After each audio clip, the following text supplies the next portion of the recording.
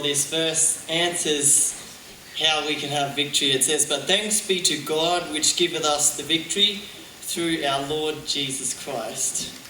And I just have a little testimony that I guess happened with me in the middle of 2010, about a year and a half ago. And I grew up eating mostly vegan diet. But when I moved to Sydney and became a trainee Bible worker, I ended up having a lot more like any kind of food, because I was always with the young people. You know, I was working with young people and for the young people, and I was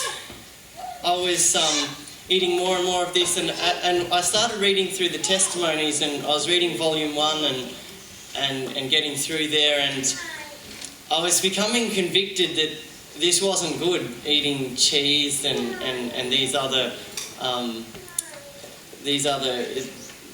animal products and everything, and I decided, no, I really should stop. But in general conviction, it's like we get the conviction, but then we sort of try and ignore it and just keep on going and doing everything, because you realise how awkward it's going to be to stand out and be a bit different than everyone you're with, especially since I actually got a group of friends now that I didn't really have before. I was homeschooled and everything. And one day I decided, all right, that's it. I'm playing games with God. I've got to get serious. So I decided, all right, I'm not going to have any more. I'm going to go 100% vegan and just make the decision. And I was praying hard for God to help me in this. Since no one else around was vegan, I was sort of on my own here. And we went out. I know on the Saturday nights we usually always went out and had food together, and we had the night together virtually, and they were going to buy food and cook it at home, and we were all going to be together, and I was there, and I said, oh, I'm vegan now, you know. And they said, oh, come on. They said, like, this is Saturday night. They said, come on. And you can do it just one night.